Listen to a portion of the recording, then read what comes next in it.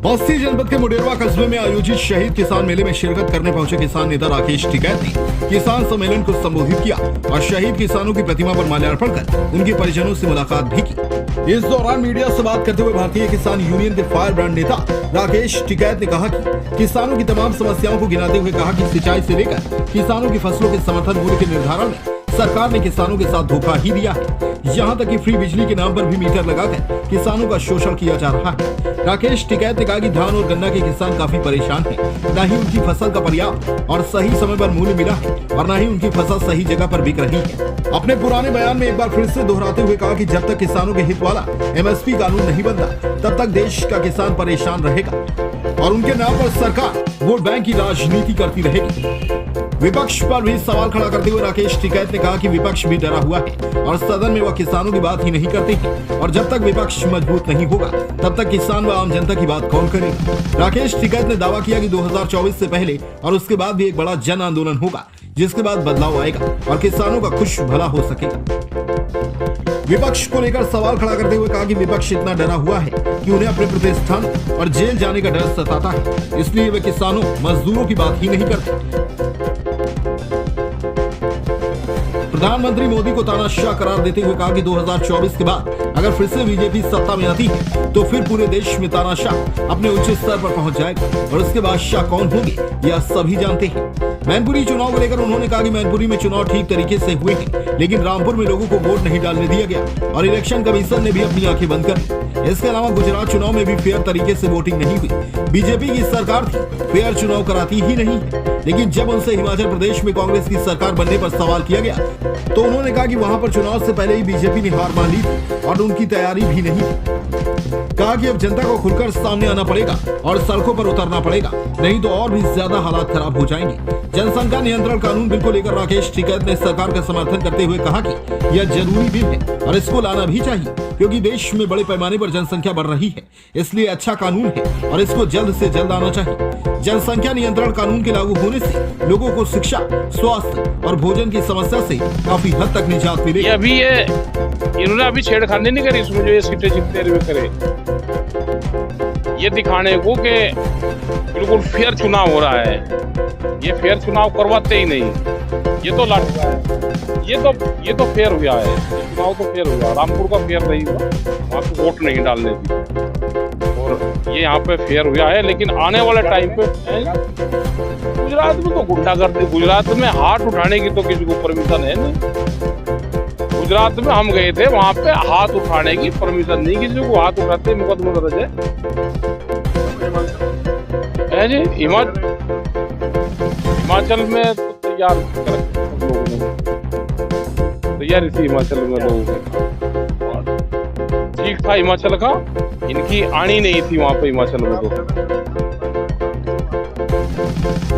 तो आने वाले टाइम पे उत्तर प्रदेश में क्या हुआ, आप लिख दो किसी चैनल में, हिम्मत हो। उत्तर प्रदेश में विधानसभा में क्या हुआ था, यहाँ की जिला पंचायत में क्या हुआ था, हरियाणा में क्या हुई, उसके घर पे बुलडोजर खड़ा कर दिया। गली में बागपत में वो कैंडिडेट था एक, उसकी गली में वो नहीं जा रहा, JCB मशीन नहीं जा रही थी गली में। कह लेगा नहीं ये बंजर है, 150 साल पुराना मकान बन रहा, कह लेगा भाई बंजर यही, हाँ कह लेगा यही है, 150 का जगह है या बंजर है, वोट हुआ तो वोट दे दो और नहीं तो ये बंजर है टूटेगा। वो तो लाठी लेगा भगा है ये। देखो जनता को खड़ा होना पड़ेगा, जनता नहीं खड़ी होगी तो और ज्यादा हालात खराब होंगे।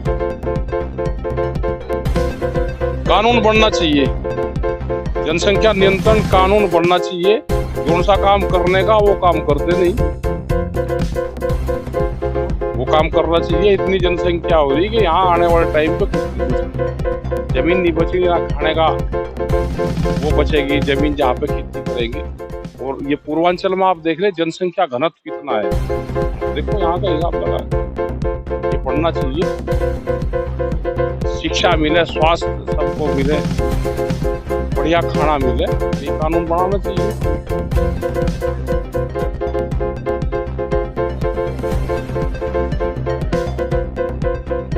अरे अब ले आओ, अब क्या ये, अब ये कहीं चले गए ये, अब ले आओ।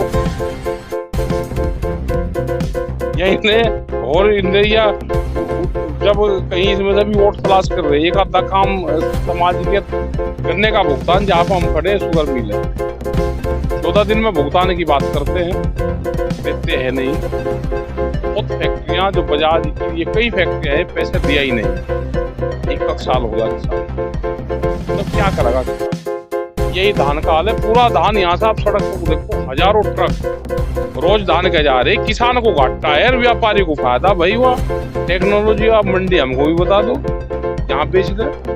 जब तक एमएसपी गारंटी कानून देश में नहीं बनेगा, ये किसान ऐसे ही लूटता रहेगा। स्वामीनाथन कमेटी की रिपोर्ट, एमएसपी गारंटी कानून, और जो बिल लेकर जो कानून बना रहे, बेशुमार कानून बना रहे, कोई रोक टोक करने वाला है ही नहीं। पॉलिटिकल पार्टी से उम्मीद थी कि हाउस में हंगामा करके वो करेंगे, डर गए या क्या हो गया, हाउस में बोलते नहीं, ज्यादा दबाव पड़े शामिल हो जाते हैं उसी में। भाई जनता का क्या होगा इसमें? जनता क्या ऐसे ही आंदोलन करते रहेगी?